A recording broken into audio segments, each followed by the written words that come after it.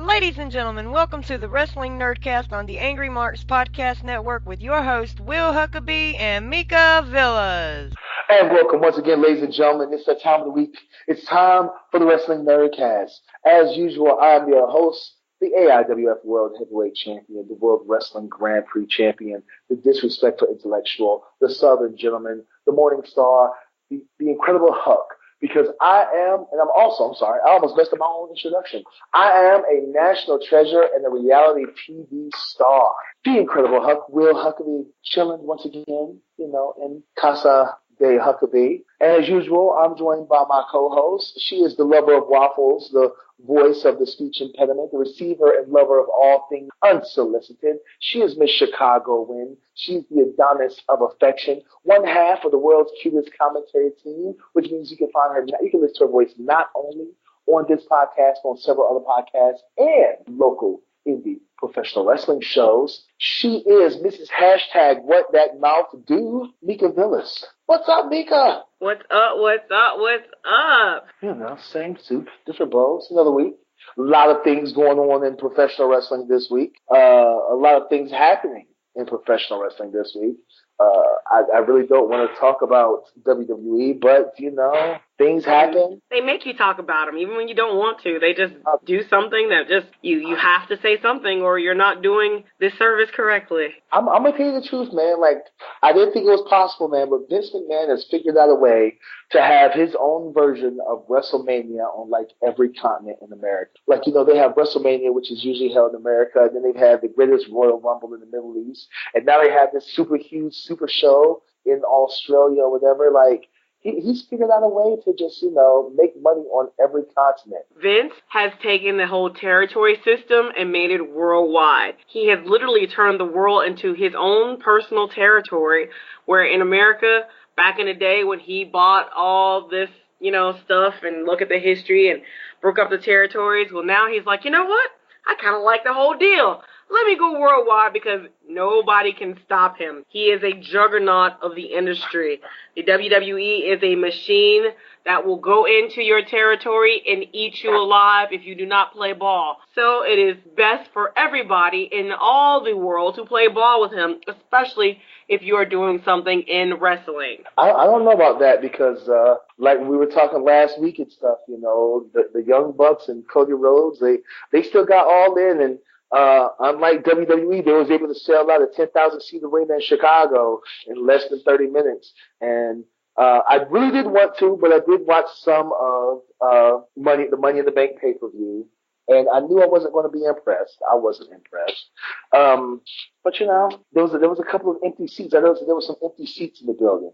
Oh, you saw empty seats, but you did not listen to Michael Cole. We are sold out here in Chicago. He made a point to say that a couple times, actually. Yeah, I guess their version of sold out and the rest of the world's version of sold out is two totally different versions of sold out. Again, McMahon writes his own story or his own history. He said he sold out. He sold out. Who's going to prove him wrong? Nobody. The TV. But someplace that was sold out, once again, the Tokyo Dome, Curtain Hall, New Japan Pro Wrestling, for Dominion. Crazy show. They've had a bunch of other crazy shows and stuff this weekend. I'm kind of mad for the simple fact that Michael Elgin won the New Japan Pro Wrestling never openweight title at Dominion, and then at their first show right after Dominion, he lost it right back to Goto, which kind of hurt my feelings, but it's whatever. Why did your feelings get hurt? I mean, was he supposed to be the never openweight champion forever? Well, Michael Elgin, I'll admit that when Michael Elgin first started going to New Japan, I was not a fan of his Japanese work, his work in Japan. But over the last year, he has slowly won me over to the point that I actually popped when he went over and won the never openweight title. And then I was just so disappointed to see them give him such a very short title reign for one reason or another. I don't know, but they were sold out, unlike Vince McMahon. So that's the only reason why I brought that up. They are always sold out. There is a huge following in Japan for Japanese wrestling or just New Japan in general, but I think a lot of the fans over there just respect the product and the athletes so much. It does not matter where they are. They will travel, they will go, they will spend their hard-earned yen to be in the audience. So, yeah, I mean, Michael Elgin losing aside, it was still a good show. And like you said, sold out. So kudos to them as per usual, I guess. Yeah, once again, like I said, I don't really like talking about WWE. We both know I'm not the biggest WWE fan on this podcast whatsoever. But I'm happy to see that I was right, that Alexa Bliss won the women's Money in the Bank ladder match and then cashed in her Money in the Bank contract and stuff, and is now once again the Raw Women's Champion. Out of all the things that was supposed to happen during that pay-per-view, that was like the two things that I had correct, and I can't wait until this Thursday's podcast when I talk to Stevie J and the Great Sudoku and stuff, and be like, "Ha! I told you of all the things that was going to happen, that was going to happen. Ha ha ha ha ha." Can't just be humble in your victory, huh? You got to rub it in. No, I'm not going to be humble. I'm a professional wrestler. We don't do humble. What's wrong with you? Jesus Christ. So yeah, the whole Alexa Bliss winning, I guess no big shock, because considering that you had a lot of bodies in there extra who you knew were not going to win, like your Lana, like your Ember Moon. I think the cash in for me was a surprise that night on Nia. I thought perhaps she would wait to cash in on a injured Ronda Rousey and deal her first loss in her first or second match in the WWE. But apparently, you know, Nia was the easier target, and Bliss went to work and did some damage there with that case. Only the third person in WWE history to cash in on the same night. So congrats to her. No, I knew it was going to happen and stuff, and I knew they weren't going to have her lose to Ronda Rousey. Like, there's no way they're going to have Rousey lose to Alexa Bliss, not this early in her WWE career. They're going to protect her like they protect Brock Lesnar. Something else, I'd like to send best wishes. Speaking of WWE and people not being on the show, best wishes to Big Cass. You can't even future endeavor him. He didn't get future endeavor. He just gone. He did not get future endeavor, which is like, what in the world could have happened to where, like, they didn't even give him the general, hey, you know, they decided to part ways, we wish him the best of luck in his future endeavors. Like, he didn't get the best of luck in your future endeavors at all. Like, what do you think? What could have happened that was so bad? That's where somebody, they were like, no, just get out of here. That's somebody being petty as hell, first of all, because even when you fuck up, you get future endeavor. Like, you know, hey, he just got caught smoking weed, future endeavor. You know, like, okay, fine, but I don't know who he pissed off or what he possibly could have done other than maybe, I don't know, politics for Enzo. That probably... No, because even Enzo, when he got fired or let go or whatever, they still wish him the best of luck in his future endeavors. He still got future endeavors. What I'm saying is, I can't figure out what Cass did to earn a, you know, goodbye, see you never, because that's pretty much what that sounds like. That's exactly what that sounds like. Like, no. This ain't for you, Daddy. This ain't for you. I don't know if literally he pissed off somebody to the point where, because he was in a program with Daniel Bryan, and we know Bryan is high on the totem pole, so to speak. Easygoing guy, but perhaps Cass said something to the wrong person or people. Maybe Vince himself was back in Gorilla, and Cass maybe said something after this pay-per-view showing in his match, and Vince was like, "You know what? Just you wait till Monday, sir." That was how did you think about that match? Honestly, I fast-forwarded through it. I didn't watch it. Big Cass holds no... He held, I'm going to speak of him in the past tense because he doesn't exist anymore. He held no interest at all for me. There was nothing I wanted to see.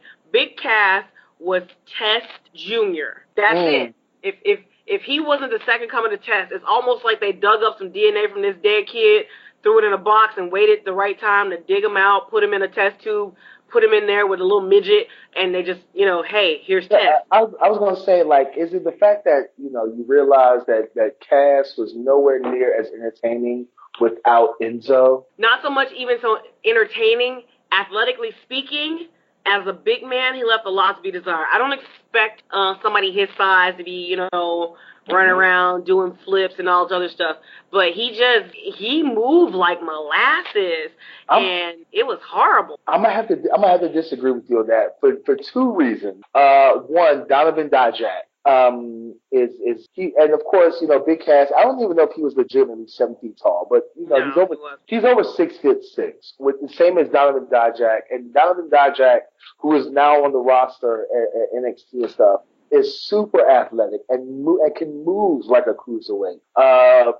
Just being big nowadays, I was talking about this this weekend actually. Just being big is no excuse anymore to in professional wrestling. Like, you just can't be big, or you just can't be tall. Like, you have to be big and tall and athletic, or big and tall and agile, or big and tall and be able to talk on the mic. You just can't look imposing. There has to be more to you than just your look now. We talk about Dijak, Keith Lee, these big guys who are super athletic, and honestly and truly, they're not the norm. They're not regular. They are extraordinary in their move set, in their movement. When you see a guy that big doing the moves that they do, you stop. You take notice. You have to pay attention to them. Cass did not do anything in his moveset that made me stop and pay attention to him.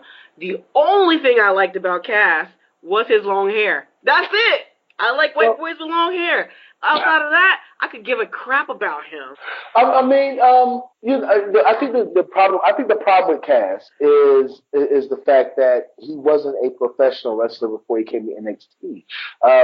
He was a model, or he played basketball. I think he played college basketball before he came to NXT. So he had no idea what this business was about, and he really didn't have a time to really grow in this business and stuff. So, I mean, that's why I'm really against the NXT system, or NXT just picking, athletes from other sports and trying to make them professional wrestlers, because it takes time to get this business. Your girl Alexa Bliss is homegrown NXT, not a wrestler outside of the NXT system.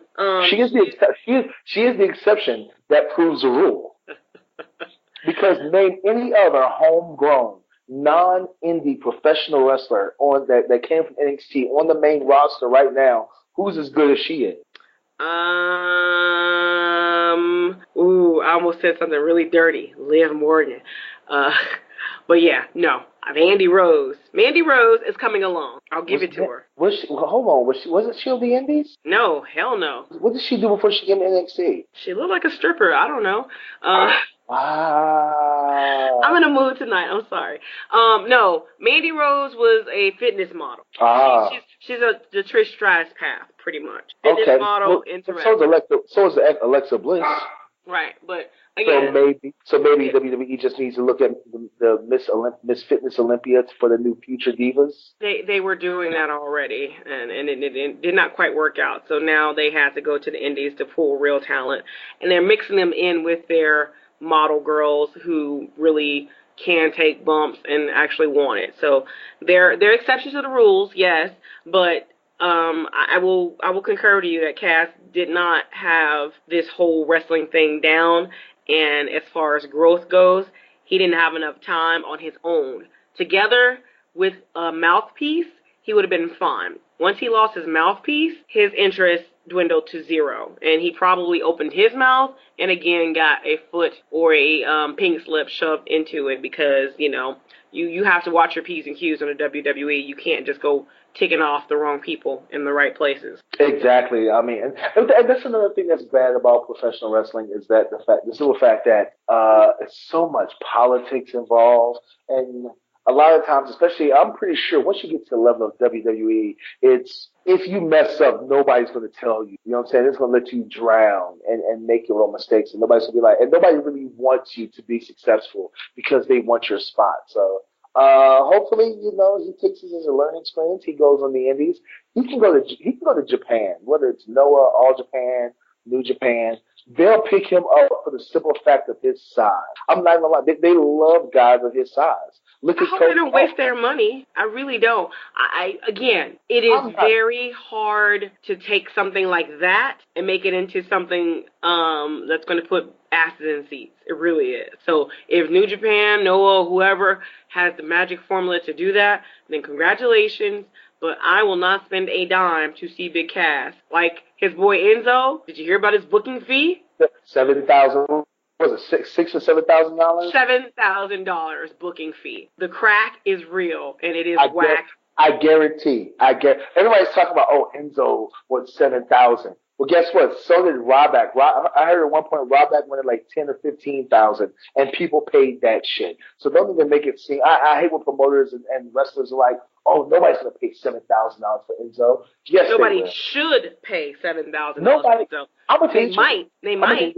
But they shouldn't. I'm going to tell you the truth. No professional wrestler deserves to make that much money on the indie. Not Ric Flair, not Sting. None of these. Nobody deserves to make as much as the average person makes in a month and one night. Nobody deserves to make that much money. They weren't making that much.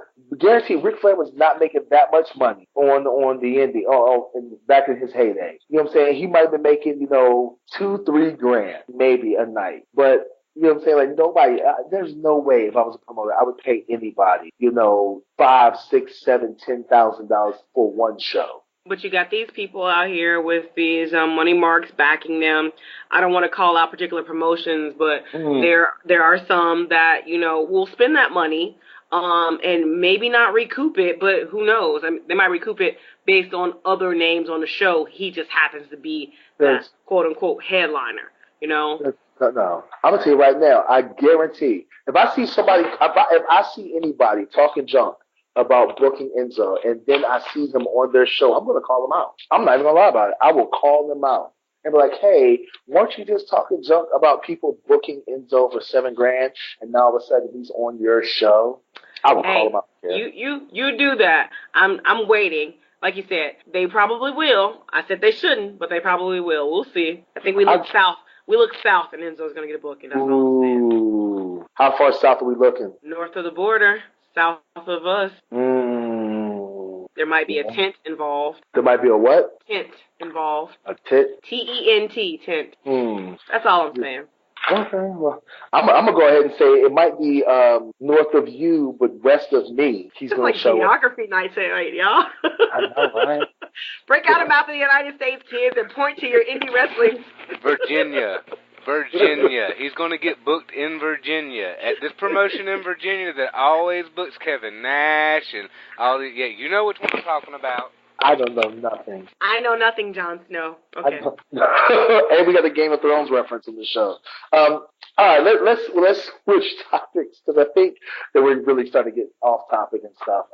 So WWE, the European, they're doing a tour of Europe and stuff. They got the European, the European tournament, once again, the UK tournament, once again, something like that. Help me out, Mika. Yes, the WWE UK tournament is back. I want to say in rotation, but it is back. Their tournament again to not crown a champion, to find someone to be the number one contender to Pete Dunne's UK championship. So they are in their brackets, their elimination style. They have 16 competitors, because some of them are names that we know or know through the WWE, all vying to be able to face Pete Dunne. Can I say that although I'm very proud of our mutual friend Danny Burch getting a shot on the NXT TakeOver, I'm very disappointed that they didn't have him in this UK tournament once again. Can I just go ahead and say that? You can absolutely say that you're disappointed that he wasn't there, but I believe it would have been difficult for him to be there considering they're taping it right about now, and he was in the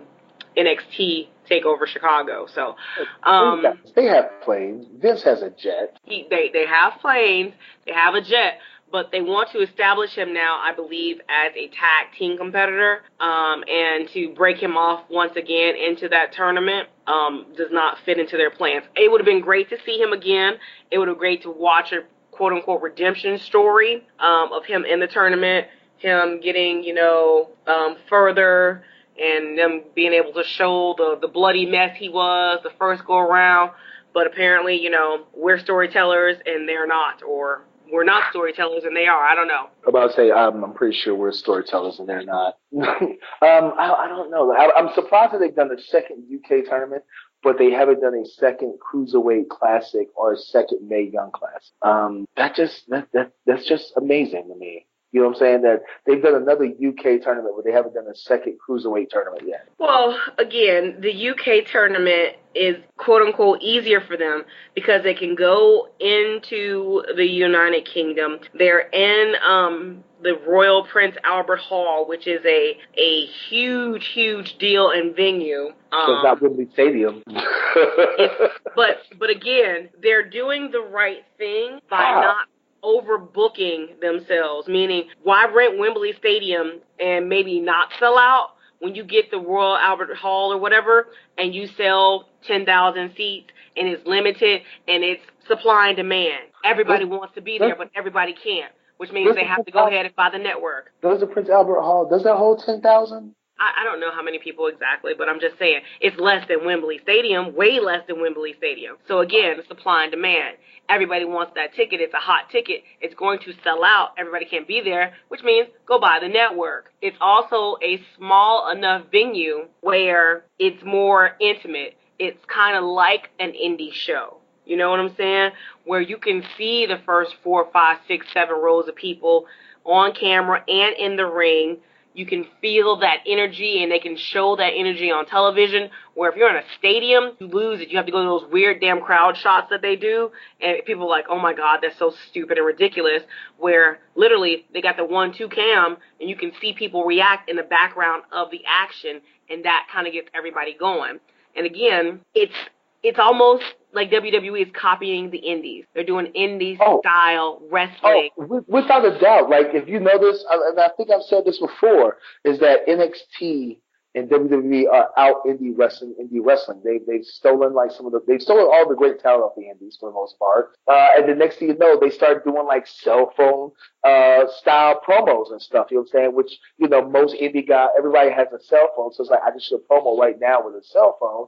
All of a sudden, WWE is doing that now. So yeah, without a doubt, when it comes to being an indie company, NXT and WWE in general is definitely a better indie company than any indies out here. But look who's running this portion of it. It's Triple H. It's a wrestler. It's somebody who's in touch now with your indie companies, who's reached out and made friends with Evolve and WWN, who's taking their talent and utilizing them, giving them contracts, giving tryouts and what have you, sending Regal, sending Smiley to scout talent in these indie promotions. So, again, Triple H has his hand on the pulse of the indies, but it's the upper echelon indies, and he sees that there is a fan base there that is more adhered to looking at indie wrestlers and how everything happens there than the WWE product, and he's tapped into that. So again, you're going to take NXT and the UK tournament by spinoff. You're not going to go big. You're going to go small, but you're going to make the small look huge and have everybody buy into it. I'll tell you what, speaking of huge, this is the last one I talk about before we get into tonight's guest and everything. Speaking of something huge and stuff, Keith Lee made an appearance at NXT TakeOver. How big is that right now for you, Tamika? Is that a big deal, seeing Keith Lee? Oh, bask in his glory. Oh, bask in his glory. That's huge. That is a huge deal. Keith Lee is one of, we talked about big men. He is one of the predominant big men that was out there on the independent scene tearing it up. He has been in every promotion, won gold everywhere. Most importantly, he has a following. He has a regiment of people who are behind him, who love what he does in the ring, and he's genuinely a great guy to boot. If Vince McMahon could have created a big man who can move and to put a heavyweight title on that is not Brock Lesnar, it would be Keith Lee. I do not expect to see him for a long time in NXT. I expect him to move quickly through the ranks and to be on the main roster sooner rather than later. It is huge to see him there. He's going to get off and have matches with Dijak, matches with Ono. Hell, I could see him going in there against Aleister Black. before he moves quickly and swiftly up to the main roster. Now here's my question though, because I've always told people that Keith Lee has basically redefined what it means to be a big man in professional wrestling. He's one of the main reasons why you just can't be big. Why, if you're going to be a big guy, you have to be big and athletic. My question is this. If Keith Lee never becomes a WWE World Champion, never becomes the, what they call it, the Universal Champion, never becomes the WWE World Champion, is that considered a failure? It is considered a travesty of justice, not a failure on his part. The only thing he could do to fail is to not perform. I don't see him getting to that level to get to that opportunity and not perform. You talked earlier about politics. That would be politicking at its worst if for some reason he never achieved the upper echelon and getting the heavyweight title, whether it be the Universal or the World Heavyweight title. There is no reason at all that a man of his skill, his size, his personality should not be world champion in the zero. I'm about to say, if Keith Lee never becomes the WWE World Heavyweight Champion, the Universal Champion, I think that we can go ahead and put the argument to rest that there would never be a black WWE World Champion. Like, out of really, in my opinion, out of all these signees, out of everybody that Triple H, NXT, the powers that be at WWE have signed in the last year. And I'm going to go for the last year and a half. We'll say the last 18 months. This guy may be the top of the pile. He might be the best athlete, the best pure athlete, charisma, mic skills. He may be the best signing they've had in the last 18 months. And that's including Adam Cole and War Machine. That's including, who else has they signed? Your boy Leo Rush. Well, I don't know how long he's been signed, but yeah. Well, Leo's been. You know what? On that note, we're gonna have to rush. Yeah, we're gonna rush up out of that conversation right now. Ladies and gentlemen, once again, this is the Wrestling Nerdcast on the Angry Marks Podcast Network. Huge shout out to our sponsors at Indie Customs. Be sure to check them out on Facebook at Indie Customs, on Twitter at @Indie_Customs for all of your wrestling merchandise needs and non-wrestling merchandise needs. While you're on your computer, be sure to check out our friends at Pro Wrestling World. Tell them that we said hi. And then once you get done with all of that, and you need something cool because you're with the Indie Customs and you like what they've done, and you want to show off to all the friends that you've made at Pro Wrestling World, go talk to our great friends at Behavior Driven so they can do a design, your own personal design for your own personal t-shirt and stuff, specifically for you. With that being said, we'll be right back with tonight's guest. Do you like what you hear? Do you like hearing me and Mika go back and forth between ourselves and talking to some amazing guests from around the world of pro wrestling? Well, then be sure to check out our Patreon at patreon.com/The Wrestling Nerdcast. Donate everything from $7 and up. And as your donations go up, so do the prize packages. Everything from a follow on social media to join our exclusive Wrestling Nerdcast Facebook group to being able to book your own podcast with a guest of your choice within reason, people. Because trust and believe, we're not getting Stone Cold or AJ Styles on this podcast. But once again, if you like us, please support us and spread the word. Thank you. Talk to you later. And we're back, ladies and gentlemen. Once again, I'm Will Huckabee. This is the Wrestling Nerdcast. And tonight, we have a special treat for you. This gentleman doesn't do very many podcasts. He doesn't do very many interviews. But if you've ever seen any of his promos, you know that he is very, and this is not to be insulting, he is very well spoken. He is amazing on the mic. He's an amazing storyteller. I've known this gentleman for a very, very long time. He is a former NWA Mid-Atlantic Junior Heavyweight Champion, a former NWA Mid-Atlantic Tag Team Champion. He has won so many other titles. You've seen him not only in North Carolina, not only in Georgia and Jersey. You've probably seen him on Booker T's Reality of Wrestling. You've probably seen him on WWE television. You've probably seen him on NXT.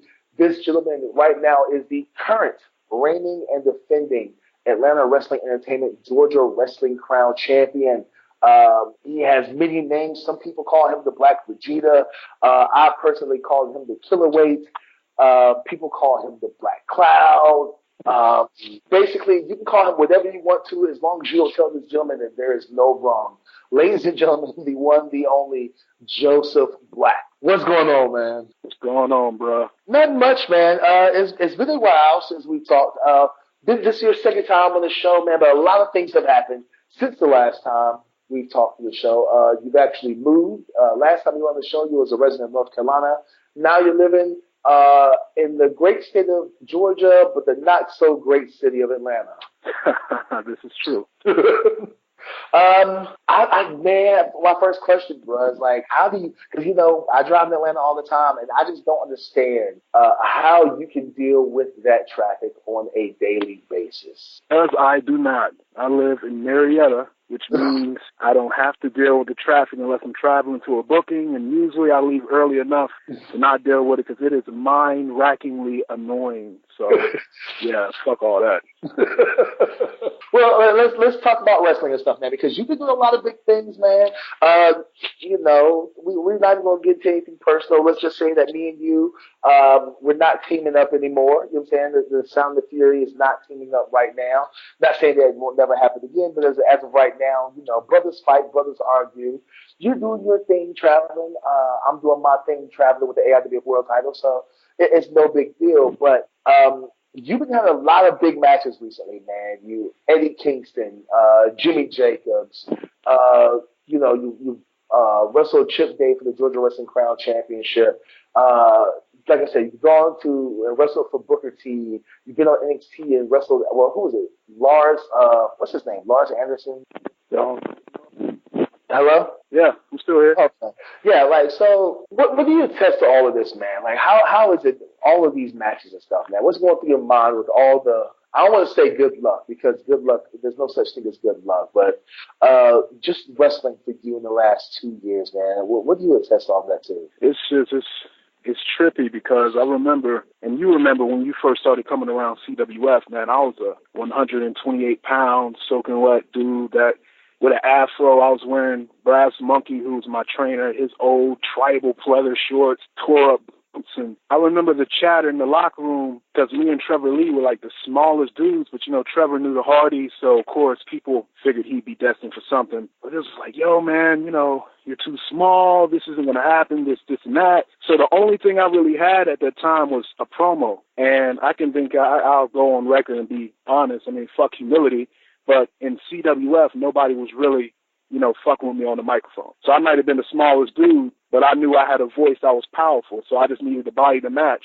And it took 8 years, dude, until the body matched the voice, and then the voice and the body matched the in-ring acumen. And then seemingly out of nowhere, I started working with Steve Corino, who put me in the ring with Adam Cole. And after that match, I was privileged to be able to work with Booker T on a regular basis. And that hook came because he saw the submission match between me and Chip Day in the Best of 5 series for PWX, and that blew his mind. Apparently, he wanted to book us. He wanted that match and that feud in Texas. I started working with him a little bit later, which exposed me to a larger demographic. And, of course, my work with AWE when we worked the Carnies, and, me working Stallion, who went on to the Top Prospect Tournament. So it just seems like I've always had these matches with these dudes who are on the cusp of breaking out, but for some reason it just didn't click for me. And you got all these vets and Hall of Famers and whatever their designation is saying, you got it, you got the look. It's just, it's with you, it's timing. So the opportunities that I got now, I'm blessed that I had them because it was timing pretty much. But, the NXT stuff was cool. Lars that's a strong, big ass dude, and working with Booker T was always cool.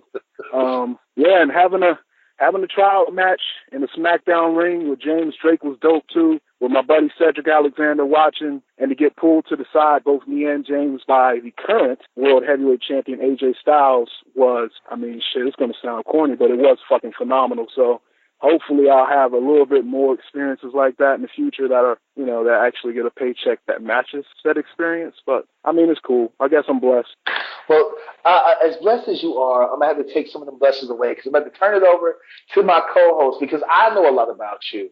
But I know that Mika, you kind of intimidate her. And I know she probably didn't want you to know that, but she finds you kind of intimidating and stuff. I don't know why, but she has some questions. So I will pass it over to Mrs. Hashtag What That Mouth Do, Mika. What do you got for Joe tonight?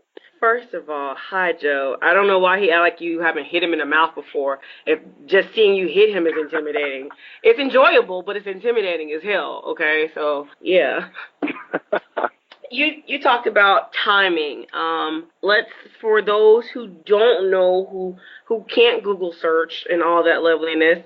How long have you been doing this for? Since 2008, I think, was the first time I was exposed to the independents. Me and this other worker named Eric Royal, who wrestles for CWF. We were in Greensboro. We worked at Walmart. We found out about CWF, and we went to one of the outdoor shows. We helped put the ring up. And for me, I didn't know anything about the independents, so it was mind-blowing that there was wrestling so close to home. Literally, the show was like 5 minutes from my house. And since 2008, I started off as a crash test dummy. Since I was the smallest guy, I also do people tried out their stupid-ass moves on first, and I've been hooked ever since. So about 10 years now, which is, damn, it's been a decade. Time flies. I know, right? And when you sit there and think about, like, holy crap, 10 years.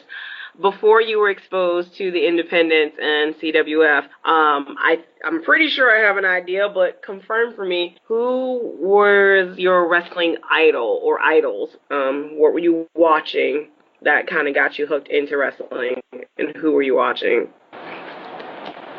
It started with Undertaker, most definitely. I remember being 4 years old, watching Survivor Series 91 when he beat Hogan for the title, and you know, a lot of little kids my age, they like Warrior, or, you know, I love Macho Man, or like Hogan. They like the colorful, larger-than-life characters. But to me, who was an avid fan of the Addams Family, who loved Edgar Allan Poe stories, I was drawn to Taker.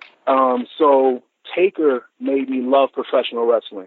So I guess if I had to pick a favorite wrestler, it would be him. Macho Man as well. I can't really, between Taker and Macho Man, it's hard for me to choose which one is my favorite. They both played an integral part in my love for this business, in this sport, whatever you want to call it. As far as making me want to wrestle, I knew Macho Man was about 6 foot. I knew Taker was 6'10". You know, like I said, they're larger-than-life guys.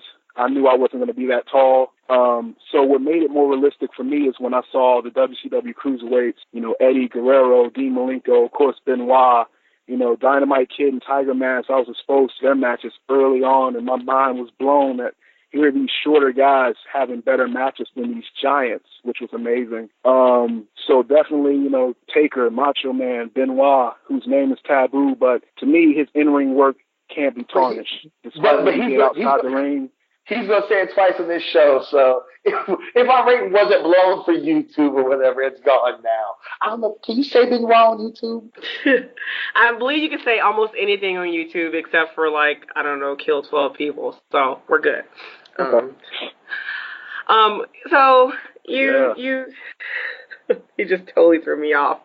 All right, so I want to kind of sort of switch gears before I give it back to him and, you know, let you verbally dissect him, which, again, I enjoy. Let's talk about, because he said something in his intro of you that people may not understand or may not get. He said that you're very well-spoken, and it is one of the things watching you and listening to you over these past few years. You're just incredibly well-spoken, and to the point where it's not such a black or white thing. It's just one of those things where your mind has got to be the most interesting place on earth. I mean, screw an amusement park. I just love to walk in your head for a little bit just to kind of get the background. What do you do outside of the ring for a mental stimulation, like books, movies? Where do you go? What's in that mind of yours that kind of just people would not understand or would be surprised at? Man, that's a loaded question. I know, I'm sorry. Pretty much. No, it's a good question. I'll try to answer it to the best of my ability. Pretty much, as a kid, I was an Air Force brat. Both my parents were in the Air Force, so I was exposed to a lot of different cultures, a lot of different patterns of thoughts. My parents didn't allow me and my brother and my sister to just kind of be complacent with one pattern of thought. Hey, you kids are black, so hip-hop and this and that. You know, I love hip-hop, but my mind expanded beyond that. So I got exposed to anime and, you know, Japanese RPG video games and Mortal Kombat and Street Fighter and comic books. And as a young kid, I was reading Hawthorne and Robert Frost poems and Edgar Allan Poe, and I'm an avid Shakespearean actor, if you ask William Huckabee. I mean, I don't know what a Shakespearean actor is, but that's what he says about me, whatever. But I love Shakespeare. I'm a poet. I write plays. I write stories. I've written novels, which I have notebooks full of just thoughts that became things, I guess, stories. Music-wise, you know, Pac is my dude, but I also love Johnny Cash. You know, I also love Marvin Gaye and The Temptations, and I listen to everything, Depeche Mode, REM. I don't really have a designation of thought, because Oscar Wilde most famously said, to define is the limit.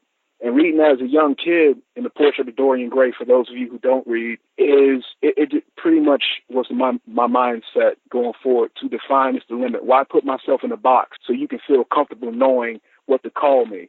And that's, I think, why people refer to me as crazy, or, you know, all these other, like, he's mean or he's this or he's that, because I'm a quiet dude, but I'm reserved. You know, a lot of people can't pique my interest mentally, so I don't have anything to say.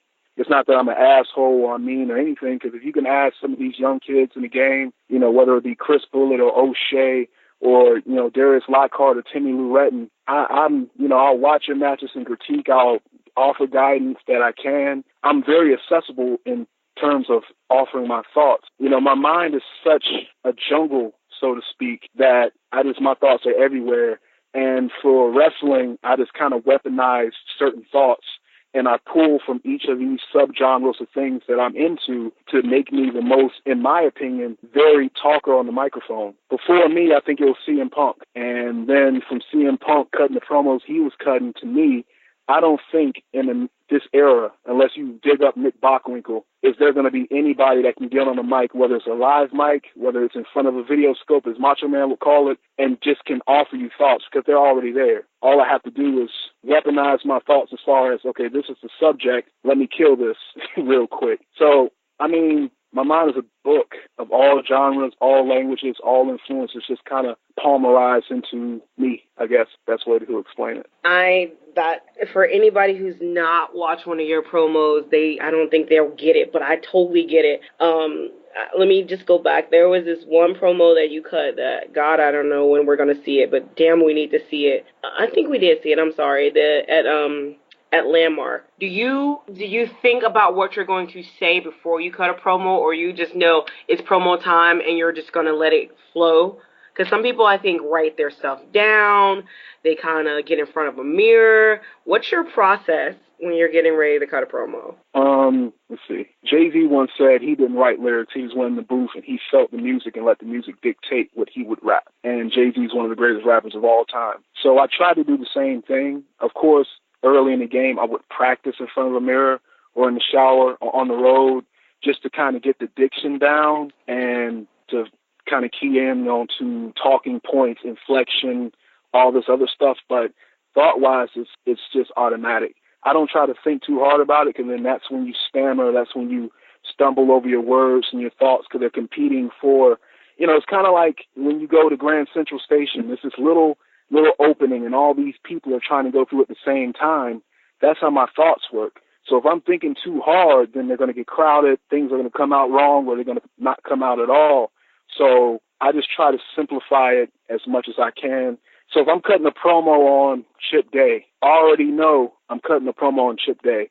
That's all I need. This is my focus. So then, now that I have a focus, all those people in the Grand Central Station of my thoughts, they can kind of line up uniformly, and they just kind of walk through that opening. And then once we get into this big ballroom of a place, now they can spread around. Now these myriad of thoughts can become more than just words. But for the initial promo, you know, when Josh Wheeler says, this is the promo, this is how much time you have, that's all I need. I don't try to think too much beforehand. I don't try to practice or make bullet points. I just try to let it flow naturally. And that's why I think my thoughts hit a little bit harder, because they seem more natural, because they're derived from a place of pure passion. They're not derived from a place of memory, of trying to remember something. I just say how I feel. If I have no feeling towards a subject, I'll still give you a good promo, but you won't feel it as much. But if it's something I can sink my teeth into as far as thinking on it and feeling something from it, I'm good. So I just try to attribute some kind of emotion to anything that I cut a promo on, and then I can go back in my mind and find something to make that connection mentally to that emotion, and then from there, it's just magic, and it's easy. Speaking of easy and magic, he might be Puff the Magic Dragon. I'm going to let you talk back to Will Huckabee. He's big like Puff the Magic Dragon, I'm just saying. And it's so funny, Mika, because you have dragon breath. Not even. Nice try, though. Once again, ladies and gentlemen, this is the Wrestling Nerdcast. I'm your host, the incredible Will Huckabee, along with my co-host, Mika Villas, sipping on some of that real good Himalayan water blessed by Tibetan monks. And tonight's guest is the current Atlanta Wrestling Entertainment Georgia Wrestling Crown Champion, Joseph Black. Now, Joe, let's delve deeper into Joe and stuff, man. Because as a professional wrestler, being in the professional wrestling business, we all know that if you want to be successful, you've got to have ego. You've got to think that you're better than everybody else. So I'm just going to go ahead and ask you, do you think that you're the best wrestler in your area, in your state, in the companies that you work for, or period? And what makes you think that you're better than everybody else? Man, if I didn't think I was the best, how can I tell it to anybody else? I used to be this really humble cat, humble to a fault almost, because I would sit up here, and you remember this talk, I would say, yo, Cedric Alexander is the best wrestler in the Southeast, or, you know, Trevor Lee is the best wrestler in the Southeast. This guy's the best. And then that makes me sit and think like, yo, if I'm saying all these cats are the best, who's saying that I'm the best? And why would they say I'm the best? Because I ain't saying it. So I had to kind of remove myself from this place. And my whole thing is arrogance and ego usually is unfounded confidence, meaning you're confident about something that hasn't been proven. You're confident about something that's pretty much a theory, like it hasn't been written into law. With me, I mean, I've proven time and time again, you can give me a live boomstick. You can put me in front of a camera. I'm gonna give you magic. I'm gonna give you pure poetry without sounding contrived or forced. You put me in a ring, I can wrestle a guy like Eddie Kingston. I can wrestle a guy like Kincaid. I can wrestle a guy like Adam Cole. I can wrestle a greenhorn and make him seem like he's been doing it for years. So in my opinion, yes, I'm the best wrestler. And until these other wrestlers in this area, hell, we're going to go ahead and take it broader, until any other wrestler, period, looks the way that I do aesthetically, has the type of durability that I have physically, or looks like I do physically, for those who don't know what aesthetically means, and can put thoughts together the way that I do, and tie that all in with a wrestling acumen where you can wrestle anybody and make it a pretty damn good match, yeah, there's nobody fucking with me, period. And if I didn't believe that, I couldn't be mad when the fans say, yeah, Joe's okay. Because that's pretty much what I'm saying about myself. I want them to say that I'm the best. Because when I wake up in the morning and I can barely walk down the stairs, I have to be doing it for something. And if I'm doing it just to be one of the boys, one of the bubbas, oh, this guy is great, this guy's great, these dudes ain't going to sing my praises, so I got to sing my own. And then hopefully people pick up on the harmony and they'll sing along. Now, speaking of your detractors and stuff, man, what do you have to say about people? Because to our fans and listeners, if you didn't know, and Joe was very gracious to let us know that no topic was off limits if he wanted to speak about it. So I'm going to go ahead and just call it out. You had some health issues earlier last year and stuff. You suffered a couple of seizures. What do you say to your detractors who say, you know, your wrestling style is reckless, that you may push yourself too much, or even, you know, and of course, you know, we're boys and we're in the locker room and you hear the people talking, oh, well, Joe, there's no way Joe doesn't look like that without having to be on steroids. That's why he looks the way he is. That's why he had a seizure.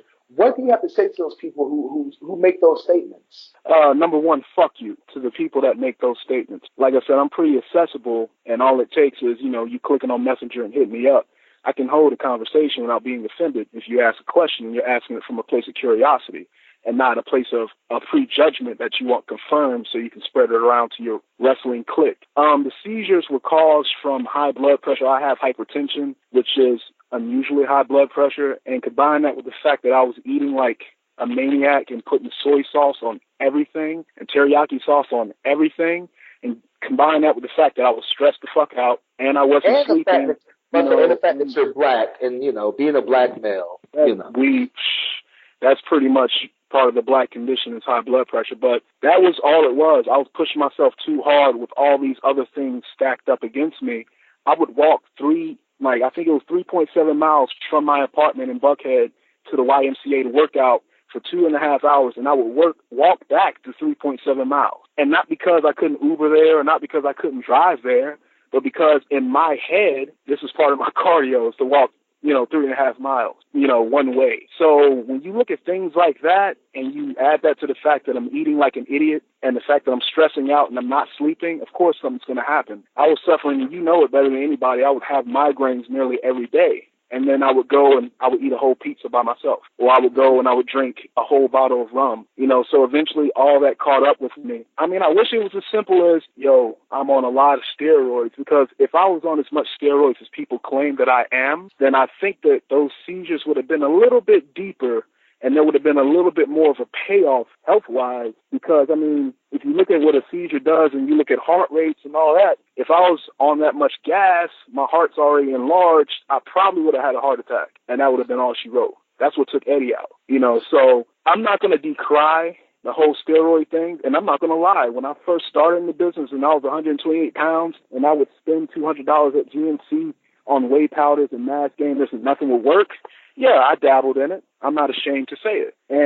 But for people to say that's why I look the way I look now, as if there's a magic elixir to just make you look the way that I do, to give you the strength that I have, the endurance that I have, the durability that I have. If there's a magical super soldier serum out there that does all that, then there would be more people that look like me, perform like me, lift like me, because, I mean, steroids is a common theme in wrestling. So, to those people, like I said, eat a dick. And also, speaking of which, I mean, one of the biggest side effects of steroids is that your member doesn't, kind of perform. Never had a issue in that arena, but I heard a lot of these other brothers did. Women talk. So try again. I was going to get into that because you said you were a poet. you said you're romantic. You know what I'm saying? And I ain't going to lie. Luckily, we are attracted to different types of women, and the women that find me attractive don't like dudes like you. They like, they like their guys kind of fluffy and chunky. So I'm kind of safe in that area. But with all of this attention, and I'm going to ask this before I pass it back to Miki, with all of this attention and stuff that you're getting now, how is it looking on the romantic scene, man? Is there a Mrs. Black Cloud? Man, depending on who you ask, there might be a few. People like to gossip in our line of work, because most of them are bitch boys. But a Mrs. Black Cloud, I mean, there's someone who has my attention, but as far as a mission, that's a little deeper than I want right now. Honestly, I just got out of an almost 2-year relationship with someone I thought was my soulmate, so I'm not really trying to hop into anything. Honestly, I don't know the headache that I bring because I'm very stubborn, headstrong, and proud, and I'm the type of dude that tries to do everything on my own. I mean, if anybody reads Greek mythology and knows what Atlas is, I pretty much suffer from the Atlas condition. I'm holding the sky when I really don't have to. So I mean, I'm not going to write it off in the future because I don't know what's going to happen. I'm not kind of there, but as of right now, I'm not really trying to go down that mystic road. You know what I'm saying? Like I said, there is someone that has my attention, which that's a lot to do. I'm very thankful, but that's about it. Well, speaking of somebody who unfortunately is trying to get my attention because she has a lot more questions and stuff, and I think that I don't know, she might bid in for be Mrs. Black Cloud as well. Once again, Nika, what do you have for our guest tonight? I like to be the scary one in the relationship, so no, hell no. No offense, just no. Sorry. Speaking of scary, you've been in the ring and had, a couple scary injuries, I would say, over your now decade of this. What was one of the scariest things for you, injury-wise, that you've had to? There's two. I think I was 3 or 4 years in at this point. I was at CWF wrestling the Dawson brothers, and I went to do a flip dive. This is the reason why I don't do topes anymore, unless it's a suicide. I went to do a flip dive over the rope. The guy was too far back. He tried to catch my legs at the last second, so he pretty much power bombed me. And the floor at the old CWF arena was like concrete, so I fell about 7 feet. And I remember like a pain shot up my back. Yeah, I know you remember that, Huck. I felt paralyzed for like 2 minutes. I couldn't move because it went from intense pain to nothing at all, and that scared the fuck out of me. And at the time, the chick that I was dating was sitting right there from where I was looking up. And I just remember like, yo, I can't go out like no sucker in front of my girl, man. I can't do that. So it took me 8 minutes just to get back on the apron. I finished the match, and then I did like an Evolve pre-show the next week. I don't know how I did that match because I can barely get out of the bed. The second one was, and this is a show Huck was at, was in Tennessee. I wrestled this kid who didn't know how to do a kip up. He did a headlock takeover. He went to kip up. He threw his elbow back, hit me in the nose, and broke it. I remember like just a flash of white, and then I remember something wet on my upper lip. I kept trying to wrestle. The referee had to push me to the turnbuckle and alert me to the blood dripping out of my nose profusely. And we went to the hospital afterwards. Turns out they don't reset noses because of some law, something the doctor said. So they gave me a Tylenol 800. I took it. I drank a little bit, and I left at night. So out of, I guess rank, everything out of mild, I was drinking. Oh my God, a Tylenol 800 and booze. The medical system in this country is fantastic. Let's go and say again. You talked about who you've been in the ring with, from Greenhorns to Adam Cole. Is there anybody on your list of people who you'd love to mix it up with, who you have not yet? Oh, Sammy Callahan. Ooh. I would love to wrestle Shane Strickland. Who else? Man, if I can get to the Fed, I would love to wrestle Cedric Alexander again. That dude has gotten, man, I hate giving Kakarot props, man, but he's gotten so good. I would love to get in the ring with him now, because when we wrestled those 4 or 5 years ago and we were both trying to find out who we were, now that we have our identity, I think we can make magic. But those are the names that come from the top of the head: Callahan, Strickland, Cedric, maybe one day. I wanted to work Tommaso Ciampa like super, super, super bad before he got signed. Unfortunately, it never happened. Maybe it will one day. And Pete Dunne, I would love to get in the ring with him as well. Okay. I'd throw some money at you and Callahan. That would be amazing. I think the violence would be fantastic. People you don't want to wrestle anymore. People who you're just tired of. I mean, let's not forget about current company here. I'm not trying to stir the pot, but I just, I can't let this elephant in the room, and I'm not calling him an elephant. I mean, I am, but still, I can't let the elephant in the room go unnoticed. For people who don't know your history, and I'm just looking at his face right now, it's just killing me. For the record, Mika, this is a true story.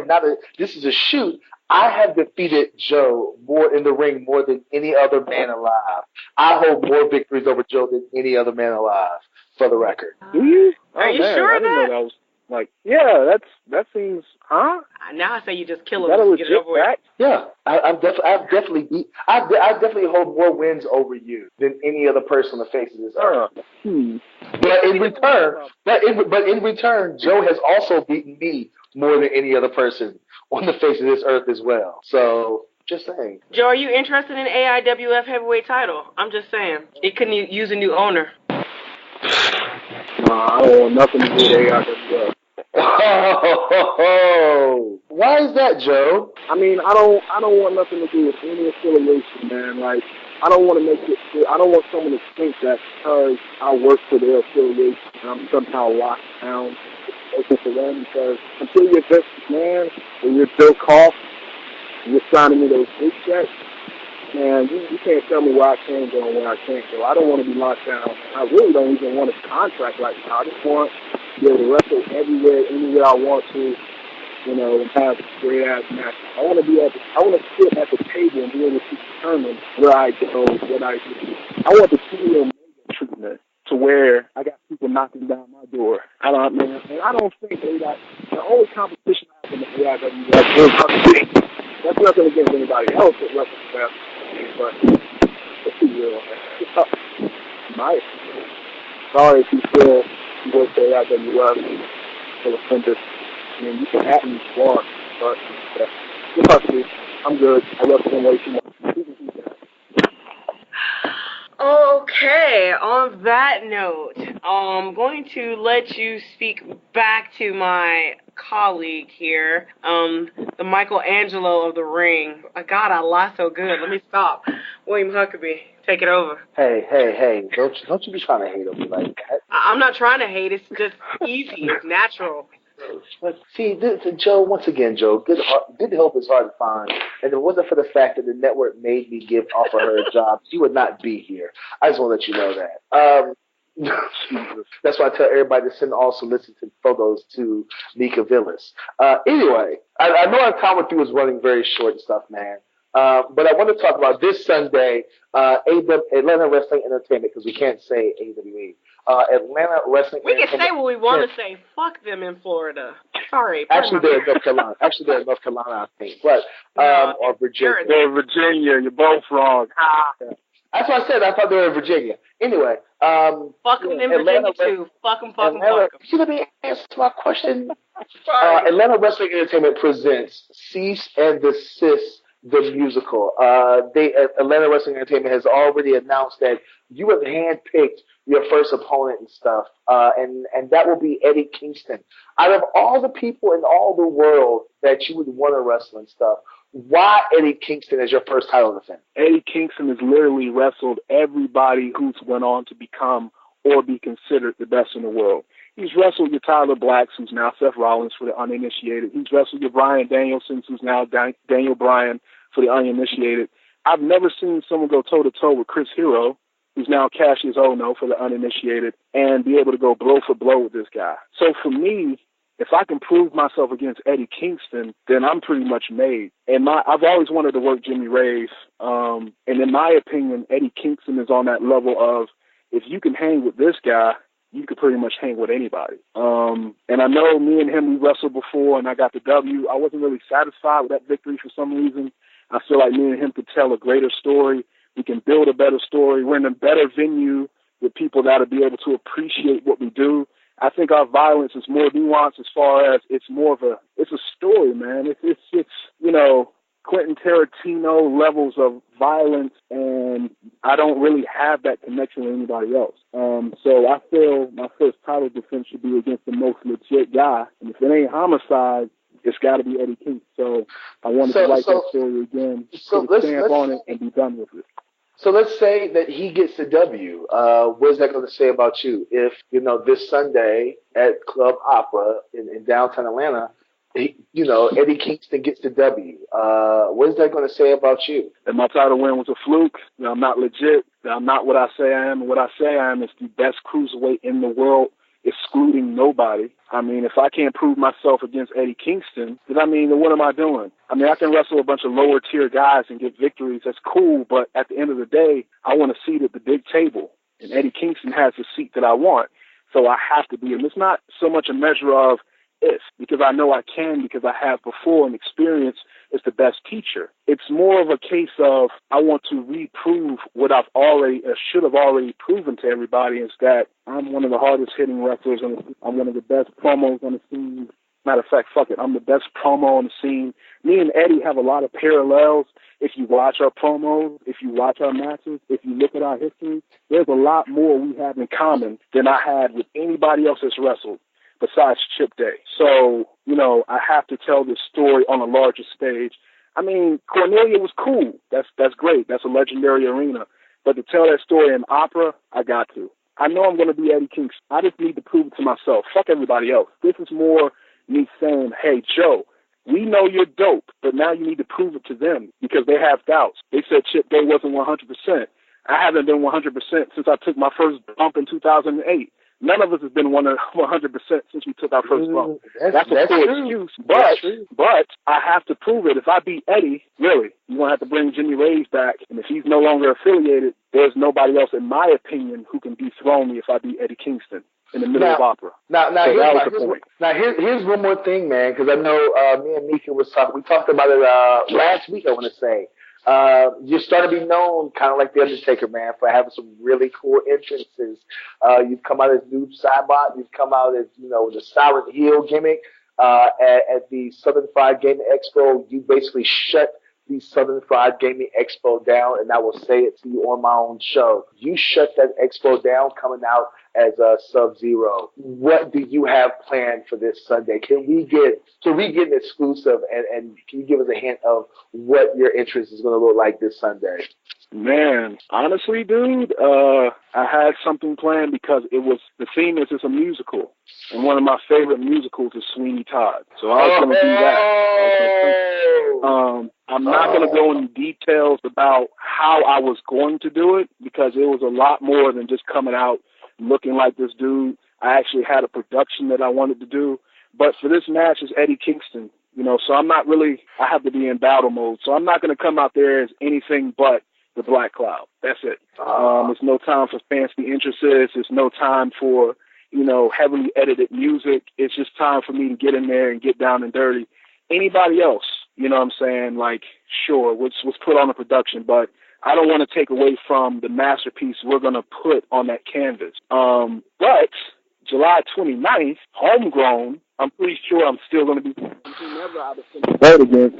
Don't care who it is. I have something super duper special planned that's going to make every other entrance that I did look like child's play. And that I can guarantee. Well, like I said, I know our time with you is running short, so I've got to ask you 3 questions that we ask all of our guests now to see, if we like you and if we're going to ask you to come back. So all you got to do is just say the first thing that pops in your head, all right? Sure. All right. Sheets or Wawa? Sheets, man. You never. Come on. We've had dudes say Wawa from Georgia. I'm not going to mention who. We've had a couple of guys from the A say Wawa and stuff. IHOP or Waffle House? IHOP. Easy. I hate Waffle House. What? How do you hate Waffle House? The food makes me feel like shit after I eat it, man. I like IHOP. Get out of here. They're 24 hours too. Bro, you gotta eat Waffle House when you're hungover, man. What is wrong with you? Oh, Jesus. Oh, he hurt my feelings. All right, and last question. You're in the car by yourself. It's after the show. What is Joseph Black's guilty pleasure song? What is he, what? What is your guilty pleasure song? Like the song comes guilty on. Guilty pleasure song? Yes, I know what it is. If you don't tell it, I swear I'm going to tell it. If you don't tell the truth, I'm going to tell it. Yo, Jack Sparrow by the Lonely Island Boys. Oh, God. That song is the greatest song ever written. Mika, you can look at me, Mika. Yes. I've one road trip, I listened to The Tale of Jack Sparrow 15 times in a row. No lie. He played it for 45 minutes straight. I almost broke my own radio. Oh, my God.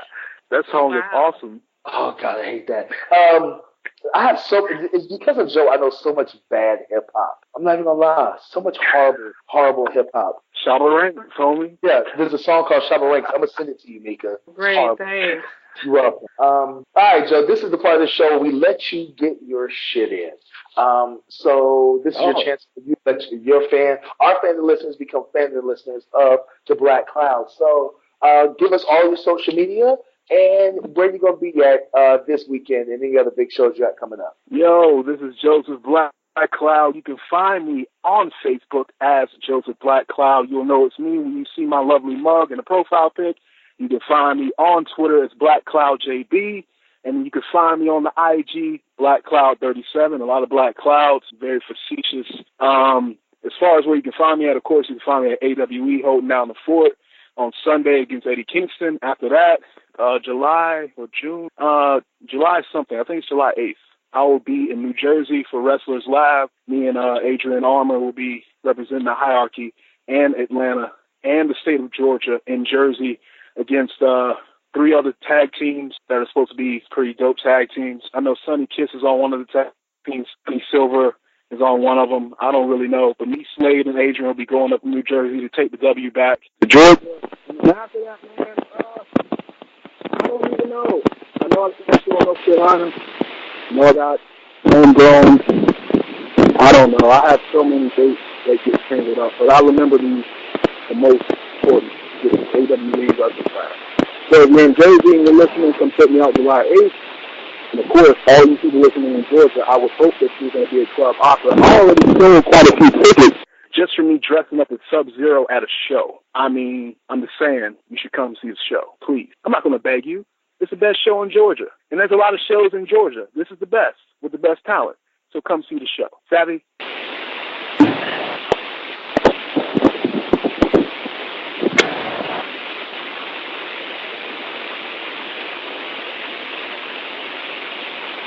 All right, well, Joe, thank you. I hit the wrong button on my mic. Thanks for being the guest of the show, man. We'll see you Sunday, all right? All right, have a good night.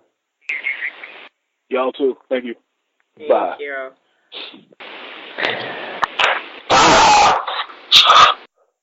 Mika. Yes. Things. There's so many other things that I want to ask Joe. And I think we just gotta do we're gonna do a 2-hour shoot video and just release it. Oh God.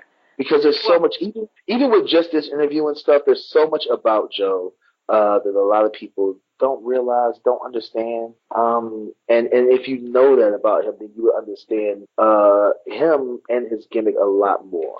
Yeah. Well, I'm not so intimidated anymore. I mean, I'm still intimidated, but I'm a little less intimidated. I don't understand how he's intimidated by you, and I'm way more violent than he is, but it's whatever. Anyway, what you got going on this weekend, Tamika? This weekend, are you kidding me? We are rolling into Sunday. Atlanta Wrestling Entertainment, Cease and Desist the musical. I may be going at commentary alone. We'll get into that off the air for good reasons, but we'll see. Which means I will be free to do all types of crazy stuff. Like, who knows? I may just sing. It is a musical, right? But I will be prepping everything to roll into this Sunday, so I will I'm not going to go to any other shows. I might stop by on Thursday night at WWA 4. They're getting ready to celebrate their year in their new facility. Has it been a year already? Already about to be a year. They have a show coming up on Sunday, I believe the 1st, but you know, everything is kind of rolling into that. I went last Thursday and it was a pretty good darn show, so I might just slide in there again, because you never know who you're going to see there. They've got Darby Allin. Let me tell you, somebody you're going to like trip out on for their show coming up. They're going to have David Finlay Jr.